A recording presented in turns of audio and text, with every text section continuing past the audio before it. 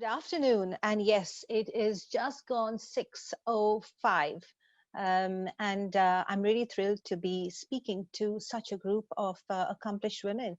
And Nicole, it's not like we agreed on this, but so many things you said I touch upon in this topic: why a side hustle matters, the question about identity, the question about depending on people or being defined by somebody else. So I hope in these 20 odd minutes or less, I can give you some insights and some key themes on the issues and why it matters, the business value, the personal impact, and if you are so inclined, some things to think about to make it happen.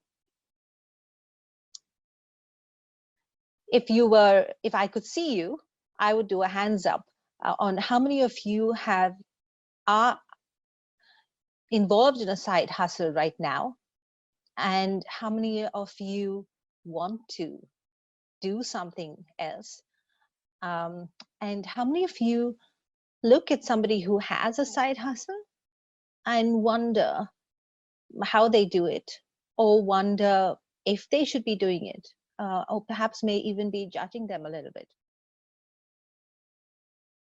So, but first, let's think about what is a side hustle in this gig economy. Many people do multiple things. In a poor economy, many people have a second job. But I'd like to think of a side hustle not as a second job. It's not something you do to make ends meet. Lots of people need to do that, sadly, but they may not be enjoying it. So what for me a side hustle is doing something you love besides your money earner. And it's not something that's going to give you money at the outset. So if you're doing it for that reason, you might be a little bit disappointed because you have to build credibility and you have to build expertise before you can start earning from it. But that's not why you would start doing it. So why should we care at all about a side hustle? And why should you care if you don't have one? So today I'm going to talk about, oops, don't see the slide moving. Yeah. The impact that the skills and the joy that doing a side hustle has on you if you are in a corporate role, and the impact that brings to the business, and what it does to you as a person, your personal, how you yourself are changed as a result. So before we do that, let's listen to, I'm going to stop sharing for a little bit, and so let's watch this YouTube to understand the business impact.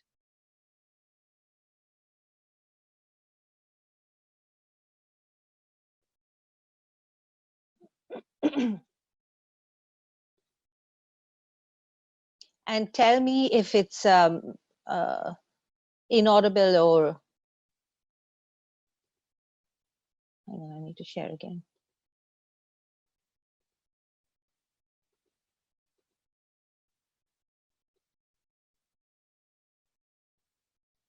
Take two. Sorry. So let me tell you about Barbara. Barbara, it turns out, is somebody that you're really going to want to know, because she is, in fact, the most engaged employee in the world. I know this because as head of the ADP Research Institute, we've just finished this 19-country study. We really wanted to know how high is engagement in different countries and what drives it. But as part of the research, we sliced the data. And we found there's one worker in the world who's more engaged than anyone else. Her name, Barbara. That's a joke. It's not really her name. She's a composite. But when you slice the data, she's a manager or team leader in professional services. She's been with her company 5 years or more. She works on a team. She has a main job, and she's also got kind of a side gig that she does. She's a blogger. Oh, she works at home 80% of the time. When she goes into an office, it happens to be the headquarters of her firm. Her commute, in case you're interested, 31 minutes to 60 minutes. She's been with the company, but have I said that already? She's married, but she doesn't have any kids. She does have a pet, though, a python by the name of, apparently, Gregory. So that's Barbara. Listen, we don't really know that she's got a pet. Well, we know she's got a pet. We don't know that the pet is a python. And we can't be sure that the python's name is Gregory. But everything else prior to that is true. As it happens, women are slightly more engaged than men. As it happens, professional service is slightly more engaging than it is to work in construction, let's say. But of all the things that we know about Barbara, by far the single most powerful one is that she is a member of a team. A team, of course, is a group of people who've agreed to work together. We like to walk through the world as though people are the same as one another. But you look around you and you see the first thing that strikes you about humanity is we're all different from one another. The best leaders know that the idiosyncrasy of every person is a wonderful thing to be drawn out, that the weirdness of a human being is the best bit. How do you knit weirdness together in the service of something useful? The answer is this splendid piece of technology, thousands of years old, called the team. If you say you're part of a team, if you feel part of a team, you are twice as likely to be fully engaged at work. Barbara's part of the gig economy as well, with one full-time job and one side hustle. Are there any lessons there for the world of work? The two most compelling reasons for people to be gig workers are, number one, that it gives them a greater opportunity to be in control of their lives. 25% of all gig workers around the world give themselves the same title, president. And the second most powerful reason, the full-time job gives us predictability and stability. The gig job gives us a chance to do something that matters to us. To do what you love. Some stability here and then some flexibility, creativity there is something that we could all learn from. We learned Barbara's a remote worker, but that might be a little bit surprising because we think of remote workers being somehow separate. The data says that remote workers who feel like they are part of a team are actually more engaged than co-located workers who come to the office today who feel that they are part of a team. Clearly, there's some value to working at home and having the creativity and the flexibility that comes with that, the control of your own schedule. Remote and feeling part of a team trumps co-located and feeling like part of a team. The question is, how can I get more Barbaras? At the moment, the levels of engagement are not high at all. 15.8% of people are fully engaged at work. That means 85% of us around the world are just coming to work. So our challenge really is, once we get people to come in and join our companies, how do we get them engaged? How do we get them productive? We would all like to have the world's most engaged person working on our team, to which the answer is you do already. You just have to help them express that and step into that. It's not a question of choosing the right person. There's nothing about Barbara that's inherently engaged. There is a set of things in her environment that each of us could help create at work that brings out the best in Barbara. Do you feel part of a team? Does the team bring out the best in you? That's how you get more Barbaras.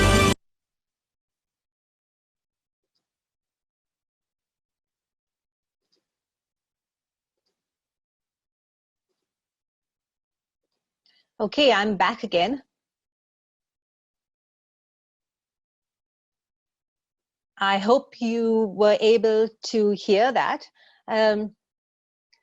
So for many years, I was hesitant to talk to people, especially peers and seniors, about my side hustle. I felt I would not be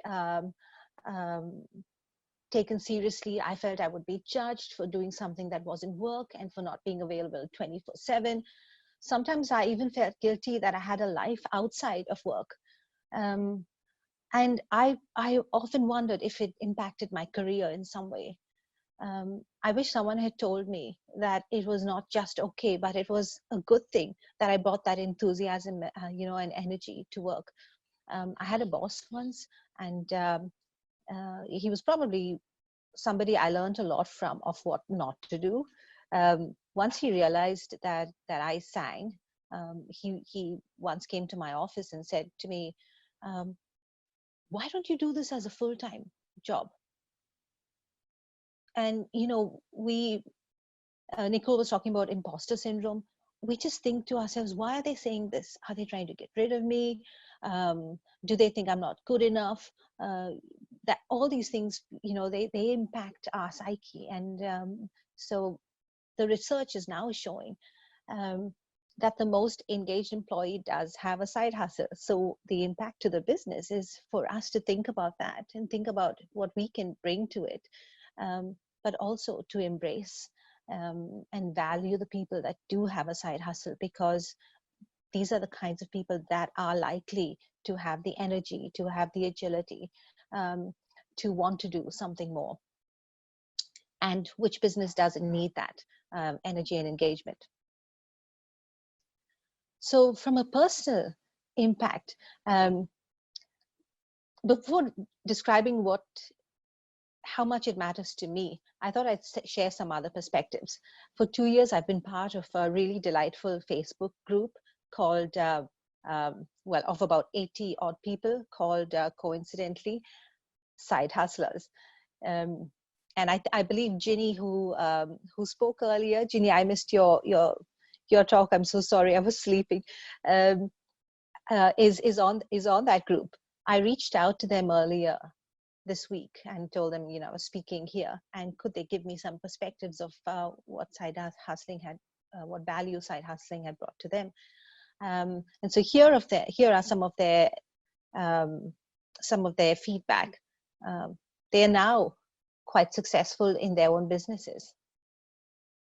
So one said it was to test the waters while still in a corporate comfort zone. The other was, we just want to amplify our creativity or impact. As you heard from Marcus earlier, the most engaged employee. The third was to understand if there was value and demand for that particular service. The fourth was a doorway that let me travel the world and have these unique experiences.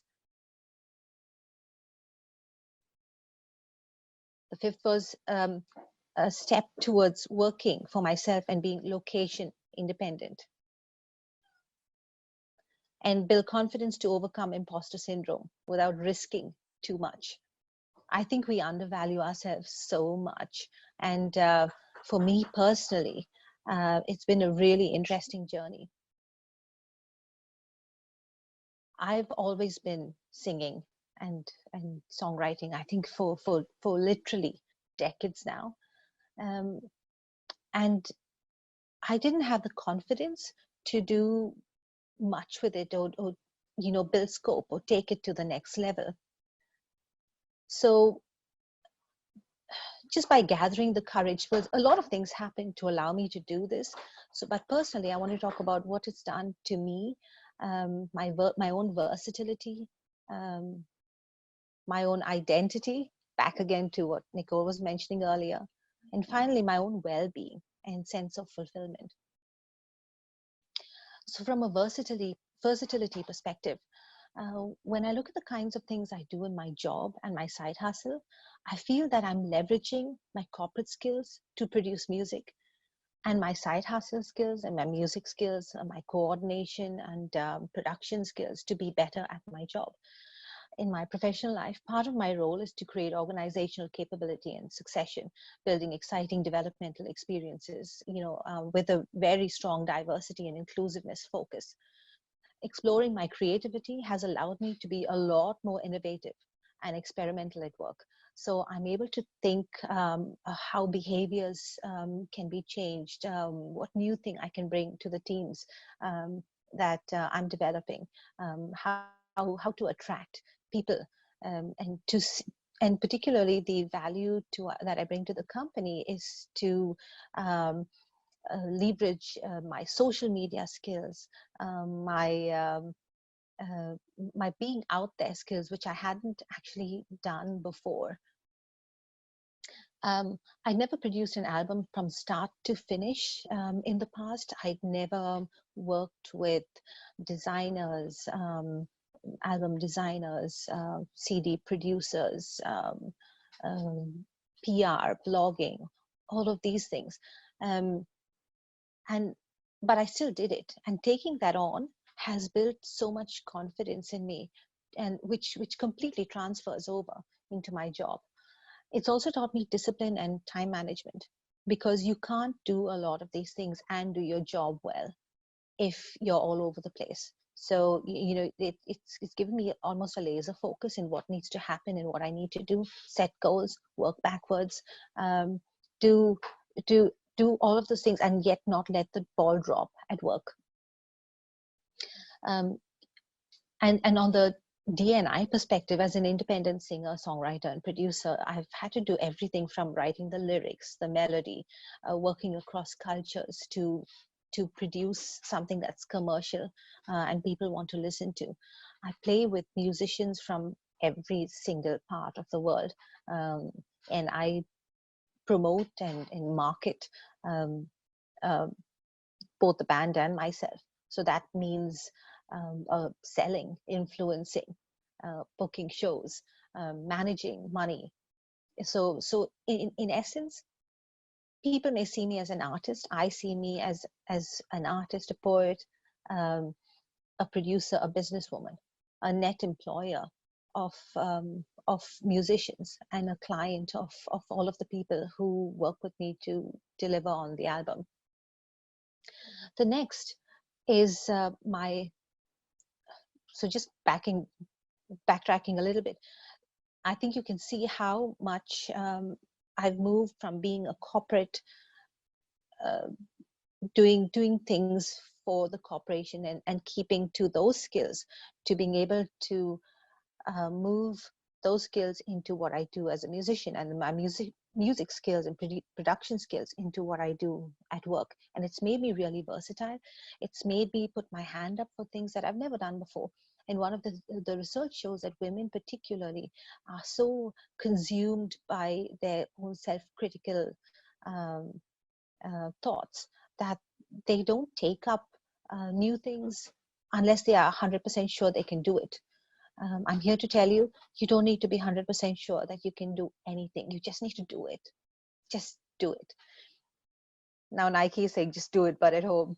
The next is my identity. As women, and you know, Nicole said it, and I was looking at the chat, and a lot of this resonates with a lot of you.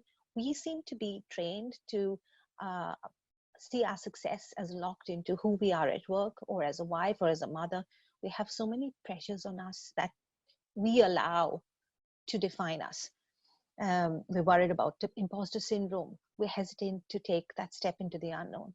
But when you have a side hustle, your identity does not depend on who you are in any of these worlds, particularly not in the corporate world where it's all about hierarchy. Success is defined as how you climb that ladder. If you have a side hustle, you are your president. As an artist, my identity is mine. Whether I succeed or fail, whether I earn money from it, whether I am famous or not, nobody can take that identity away from me. And the fourth one is well-being.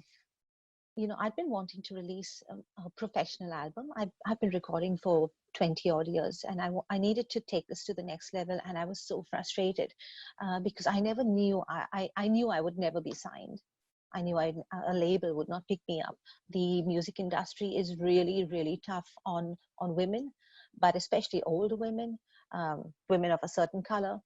And I'm grateful that my corporate role has allowed me space and savings to pursue my music as an independent artist. And you know, it's created a whole other...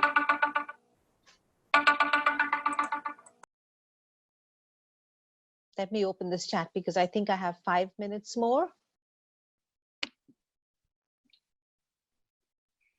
Hey Debbie, I think your time is up. What do you have left? Oh, okay. I just wanted to let me see. Am I still sharing my screen? You are. Were you going to play your album? Were you going to play? I was. Okay, why don't you do that? Because you are the last speaker. So, but I want to be, respectful of Yes, people's yes, yes. time. I'm Because, almost done. yeah. So I'm just play your almost last done. album and then, yeah. So from a personal fulfillment perspective, I think you can see how all of this will play into what it's done to me as a person. I just wanted to say in a nutshell, side hustling is here to stay. If you are not a side hustler, show them some love and embrace your hidden hustler. So before we go, I wanted to show you a glimpse into my side hustle. Am I still sharing? Yes. Okay, so let me stop share. And I wanted to show you who I am when I'm not doing my corporate role.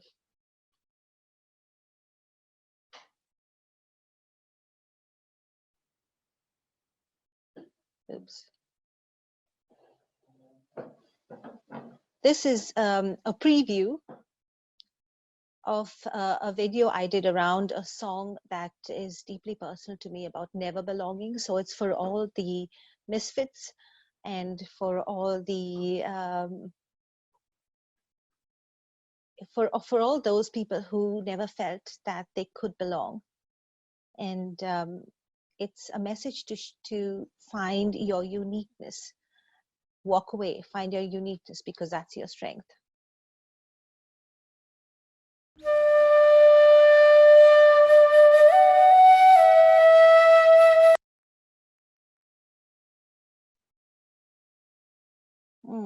Okay.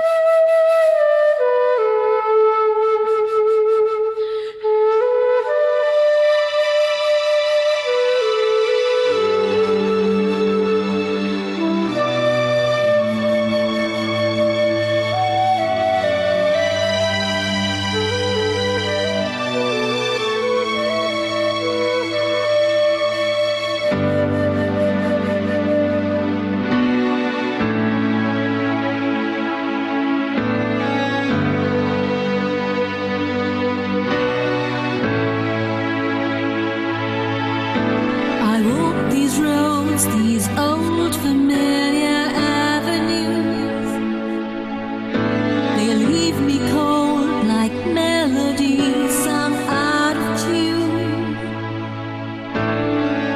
I wish that I could feel something else again, but they won't come back to me. My memories are gone.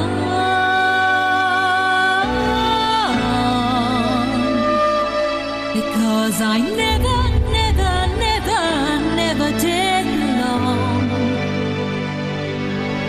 And I never, never, never, never sang your song. Our books had covers, covers, covers of different colors.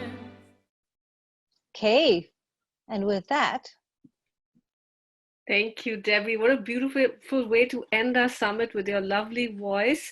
So is there a way for you to share the link to your website so people can check out your YouTube channel so people can check out your side hustle, which is being a musician? And actually, I forgot to mention that 1 year ago, we hosted an event in Hong Kong, an expat woman event in Hong Kong, and Debbie was on our panel. And I also, the next day, the day after the panel, I managed to go to a place where Debbie was performing, and I got to see her sing with her band, and it was so amazing. And now I get to see her online virtually a year later. Unfortunately, we can't travel, but the world is smaller thanks to these, to Zoom and other platforms that are allowing us to do these virtual events and virtual networking. So thank you, Debbie, for that amazing presentation and giving people hope, especially at this time when many of us are not able to work, or working from home, or stressed out, our businesses are on hold. Maybe following our side hustle is a it's a fantastic time maybe to do that. And I just wanted to thank everyone for joining us today. Connect with Debbie, definitely connect with each other. If you scroll up, you can see all the LinkedIn profiles and messages from everyone that participated today. I just want to give a shout out to our 3 back-end supporters, our team, the summit team, Nelly, Jocelyn, and Jasmina, who've been here with us right through and helped make this summit run so successfully and so smoothly. I hope the three of you shared your LinkedIn profiles as well. And we will be hosting many more virtual events. We will be sending links to the recordings of all our speakers in the next couple of weeks. So you can see that as well. We're going to be hosting some virtual networking events. And I just want to thank you all so much for joining us. My name again is Naina Kaputi. I'm the founder and CEO of the Expat Woman. 3 weeks ago, we were going to host a global, sorry, not a global, we were going to host our Empowered Summit in San Francisco, and it got canceled or postponed a couple of days before. And I got so many emails from people saying how disappointed they were. They were so looking forward to it. So in 3 weeks, I actually hustled to bring this virtual summit together. It's been stressful. My kids are at home. So thankfully, my husband's been very supportive and is helping them with their schoolwork and kept them entertained, so none of them ran into the room while I was speaking.